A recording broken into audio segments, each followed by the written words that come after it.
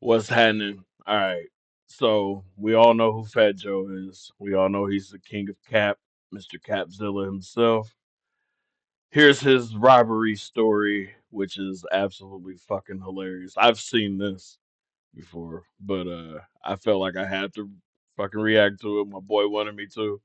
And it's Mando, cause this nigga just be lying.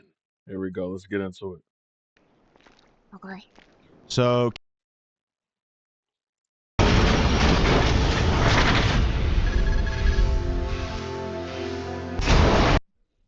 At what point did you know that rap was what you wanted to do?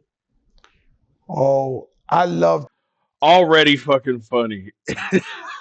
I don't even know why. Nigga, it's already funny.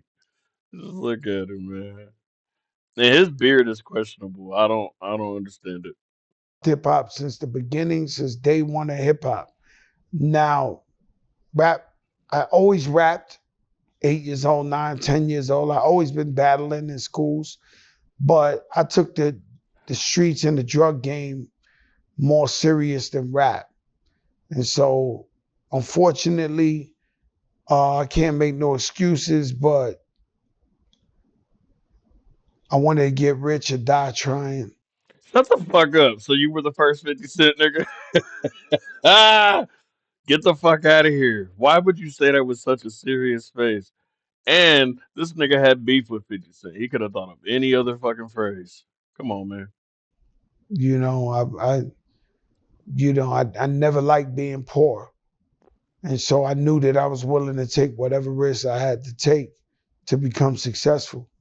And so we targeted that game and became really, really good at that and really successful.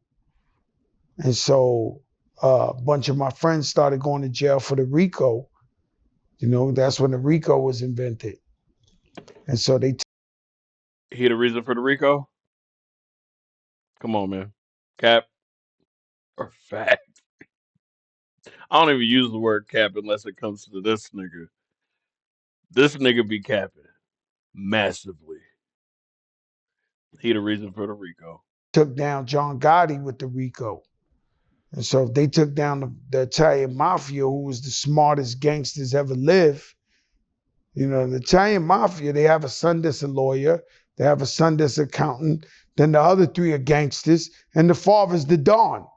Like the whole hierarchy is created on how we're gonna get away with crimes, right? And not stereotyping. There's very hardworking Italians. I love you all. I'm just trying to tell you of a life of crime. And they was taking them down. So imagine Puerto Ricans and black guys that you go walk in the store and you see a black or a Spanish dude that's in the streets, they on the phone going, yo, I need 10 of them things, trying to impress the whole store, not knowing they're going to jail for 80 years for talking that shit on the phone. If Humpty Dumpty was a person, head ass, this nigga looked like an actual egg with a beard. A moldy egg. And so all my friends were going to jail. So uh, Diamond D talked me into making music. I went to the Apollo Theater, amateur night at Apollo. So you talking about somebody that you used to look at, I don't know where you from, but you know, in the streets, I was a don. I need to You see know, some of to this shit. going into the mercy of the people where they could boo you and throw apples at you and throw you off the stage, talking Apple. about I want to rap. I'm trying to convince kingpin guys, yo, I'm gonna rap. They like you. I have a feeling this nigga's gonna say, I got a standing ovation. Like, nigga, no, the fuck you didn't. He better the fuck not go there. I might end the video if he does, 'cause come on. Out of your mind. Are you kidding me? You like you got spots. You got everything you want. I'm like, nah, I'm trying to change my life. And so thank God I changed my life. And when I did that, a bunch of my friends, they still in jail. From that time, they still in jail. From the 80s. How old were you when you jumped off the porch? I was 14. So I couldn't get along with my father. I love my father dearly, but he was like really, really strict. And we bumped heads a lot. You know, he was damn near a dictator or a tyrant in my house. And you know, and I can't blame them. I had a great mother, great father. They're hard workers. My father never used drugs. My mother never used drugs. I was the black sheep. I was the one who came out wanting to get the money. I was very aggressive. It's very equivalent to this movie called Extraction. You seen Extraction? I have. You ever seen the first one? You saw the first one? The little Indian kid that was willing to cut his finger off, that was chasing like I was like him. Like I was determined to get the attention. You know, I was 14 hanging out with the biggest living legends in the Bronx and Harlem. Like I was 14, little This nigga probably know where Jimmy Hoffa's buried. Let him tell it. kid, you know, the toughest in that age, but really going to dinner with the kingpins of all kingpins sitting there watching them. They all love Fat Joey. And I was just learning. Like I was like, yo, I want to be like them. I want to have the money. I want to have the girls. I want to have the jewelry. I want to have the cars. I want to have the this. You know, and so, you know, thank God I changed my life towards music. Yeah, for sure, man. What were you like in high school? Here's where it fucking starts. Terrible. Terrible. The biggest bully. I once robbed my whole gym. The whole gym. The whole Like, gym. 70 Like, kids robbed 'em? without a gun. Like, yo, everybody give me your coats, give me your Walkmans, give me your this. Some of the kids I was actually cool with. And I was like, yo, run it. Everybody, run it. I couldn't even carry it. Some of the guys I robbed had to help me carry the stuff with them. Terrible. Man, nobody is believing this bullshit, Joseph, knock it the fuck off. You didn't rob 70 fucking people in the gym with no gun, no weapon, just your fat, soft ass marshmallowy hands. Nigga, get out of here, man. No. And we've seen pictures of this nigga as a teenager. The fuck? I would have beat that nigga the fuck up. Everybody would have. He looked like bully bait. Come on. Terrible. You Damn. know, and then they threw me out of that school, Morris High School. And I made a deal with my mother that I was going to be a good guy. And I honored that. You know, when I went to South Bronx High School, I got into a problem the first day with some big dudes, and they was talking shit. I was talking shit, you know, because I always been Fat Joe. You know, I could go to a new neighborhood, and I'm me. You know, I had a lot of problems being me, because I've always been like Fat Joe. You know Fat Joe now, so it's like, yo, we know Fat Joe. But think of a 14-year-old Spanish kid with blonde hair and green eyes going to a 95% black neighborhood with a V leather bomber going, yo, what's up, Nick? What's good, y'all? Yo, what we doing here? What?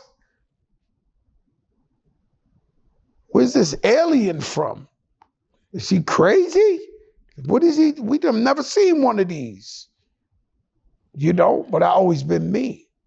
And so I go to South Bronx High School after they throw me out of fucking being Saddam Hussein. In my other high school, I promised my moms I'm going to be a nice guy first day, niggas. So he's comparing his level of bullying and gangster to Saddam Hussein. I think the fuck not. I think the fuck not. Ah. Stop with me. So I make a phone call. I call Morris High School. I call the lunchroom. A little girl picked up. And none of my guys was there. I was like, please. Because these guys was big. It was big. It was going to fuck me up. And so I was like, yo, tell the guys, I got problems coming to South Bronx High School. So when Okay, so he's saying he called his old high school cafeteria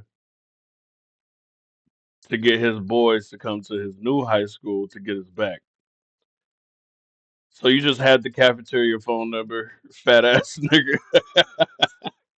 Nigga, stop lying. What'd you do? Hop on Google in 1987, nigga? Get out of here. You didn't just have the fucking phone number to the cafeteria. Like, I mean, that part's kind of believable because I know you was hungry, trying to get the inside scoop on the fucking square pizza and shit. But come on, bro. Come on. And I go outside. So we had a girl from our block. Her name was Yogi. Yolanda went to South Bronx. So she was telling the kids, like, yo, I don't think y'all know who y'all with. Like, like I said, it wasn't social media. There was another side of the Bronx, another side of town. She was telling them, don't with them. I'm telling you, they're gonna come. Like you bugging out. And they were like, I guess the tough guys of the neighborhood. So 3:00, they waiting for me outside. So I'm like, here we go again. I got bullied my whole junior high school. Then You and me, 3 o'clock in the parking lot. Shut up, nigga. It's not real life. This nigga lives his life like a movie. I swear to God. But I feel like it'd be dreams he had or something. Because, come on. I become the bully. Now I'm getting bullied again. Right? So I walk outside, and when I walk outside, they ready to fuck me up. And we ready to fight. I'm gonna fight them. And I look across the street, the whole crew runs across the street, 100 terror squad guys. He had 100 niggas from his old school come to his new school to have his back. 70 of them 100 niggas he robbed. Come on. Oh my God. This nigga just lies and lies and lies. Look at his mouth. That's the mouth of a liar. Come on. Bottles, all type of shit they in. And I stop. And I tell the guys, yo, I try to tell y'all I'm not the one. So now my guys from Morris, who just see me get kicked out of robbing 70 guys by myself, are like, and I was like, no, I told my moms I'm gonna change. I'm gonna give y'all a pass because I told my moms I'm gonna be a nice guy. But now y'all know you don't ever try to disrespect me. So then So now you're Nems. Don't ever disrespect me. Shut. I'm tired of this nigga, man. He needs to be stopped. Like, whenever he has an interview, there needs to be a polygraph right there. Just to fucking get the bullshit out the way, man. South Bronx High School was sweet for me. Nobody ever fucked with me. I didn't have to do much. They had more girls in that school. It was a good place. Did you graduate? No. But shout out to Luis Torres. He was my teacher. He was a great guy. Rest in peace, man. A real great guy who always told me to follow my dreams and my goals. What's up? This is Cam Capone. We got more content like this. That's the king of cap, Fat Joey, y'all. Joey cracked the dawn. You know what I'm saying? You can't make this shit up the way he makes this shit up. Holla at y'all next time. Peace.